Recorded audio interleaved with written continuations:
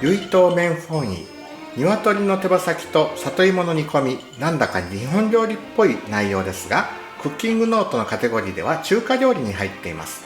中国製の紹興酒と醤油を使うとより中華風の独特な味になるのでしょう。レシピには載っていませんでしたが、仕上げに中国山椒を振りかけてみました。もし食材が手に入るようでしたらお試しください。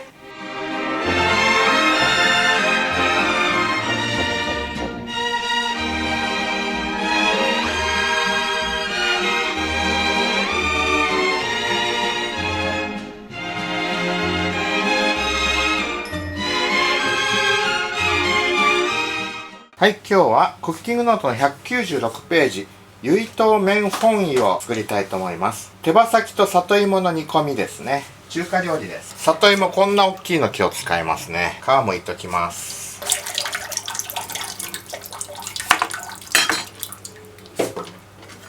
はい。これも先に切っときましょう。大きいので細かく切ります。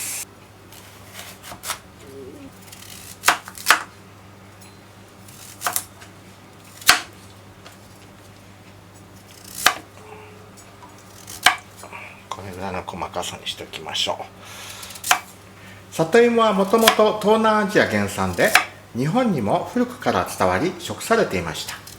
煮物といえば里芋、昭和の家庭では頻繁に食べられていたのではないでしょうか。正直子供の頃はあまり好きではありませんでした。先週アグロショッピングで台湾の食材店の方から里芋あるよと言われ購入。パラグアイへ来て以来久しぶりに料理して食べました。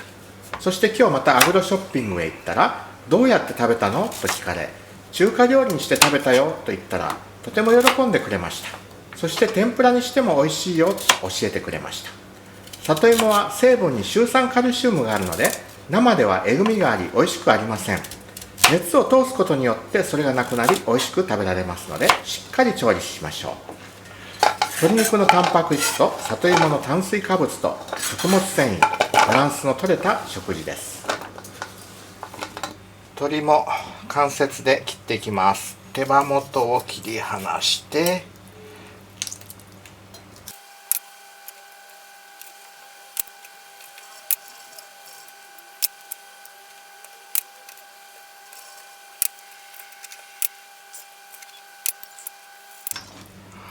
はい、フライパンに油を熱して、鶏の手羽入れていきます。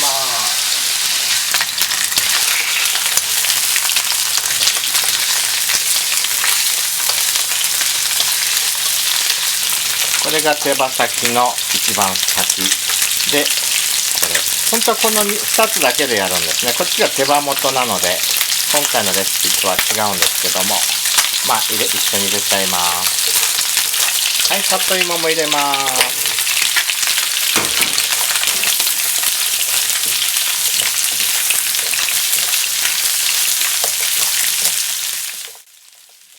以下は52年前に父が大阪読売新聞家庭欄に連載していた食べ物百科で里芋について記した記事をクッキングノートの巻末用に編集し直した内容です。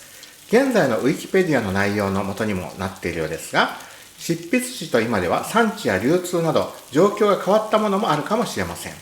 当時の父が調べてまとめた情報としてお聞きください。里芋、さつまいもやじゃがいもが普及するまで、里芋は芋類どころか野菜の中での代表格でした。原産地は東インド諸島で中国から渡ってきましたが、万葉集にも読まれており、かなり古い時代から食べられていたようです。山の芋に対し、里で採れるから里芋と言います。親芋の周りに子芋、孫芋がたくさんつくので、子孫繁栄のめでたい芋とされ、平安時代から正月のおせち料理に欠かせない素材の一つになっていました。蒸してすり鉢ですり、青野菜の茹でたのを刻んで混ぜ、塩や味噌味にした芋たんぽは、茨城県に古くからある郷土料理です。栃木、千葉、埼玉、群馬県でも多く作られ、西日本では大阪府、和歌山、鳥取、高知、宮崎、熊本、鹿児島県が主産地で、大阪の市場には九州や四国の早生物が5月頃から顔を見せます。しかし最も多く出回るのは9月頃から正月にかけてです。種類は多く、代表的なものは白目芋と赤目芋。白目の親芋はえぐみが強くて食べられませんが、小芋の方は肉質が硬くねっとりとして美味しいのです。一般に里芋と呼ばれるのはこれで、さつま汁やのっぺい汁、けんちん汁、雑煮などの煮にしたり、おでんの種や味噌田楽、含め煮、中華風炒め物などにします。ぬめりを取るため、塩か米のとぎ汁で茹でてから使います。赤目は親芋だけ食べるのと、親芋と小芋を食べる品種があり、粉質で粘りが少ないのが特徴です。エビ芋というのは後者の方で、形がエビに似ているところからこの名があり、産地の名前を取って京芋とも言います。これを棒だらと一緒に煮たのが京都名物の芋棒です。八つ頭は赤目の中の親芋を食べる品種で、やや平たくて大きく、頭のような凸凹がいくつもあり、形は悪いが味はこの種のものでは一番いいのです。十五夜によく食べる絹担ぎとは、里芋を皮付きのままたわしでよく洗い、塩でもみ洗いして上下を少し切り落とし、蒸すかたっぷりの熱湯で柔らかく茹でたもの。塩を振って熱いところを食べるが、指先でつまみ、親指の腹で押し出すようにすると、つるりと皮がむけます。風味の良さは格別で、簡単ですが、里芋の食べ方としては最上でしょう。以上が食べ物百科の里芋についての内容です。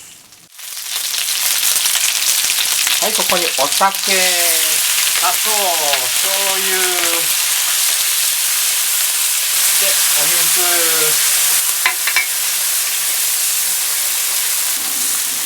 弱火にします。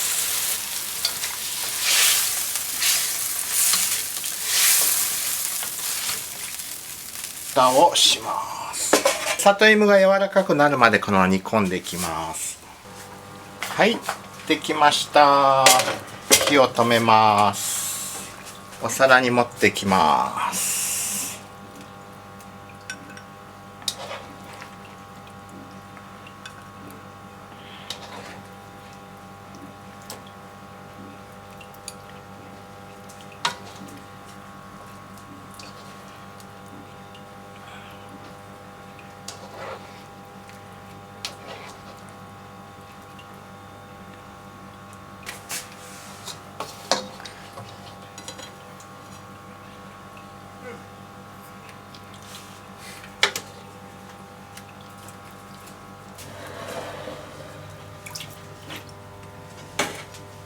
レシピには書いてませんが、お好みで粉山椒を振りかけても美味しいかと思います。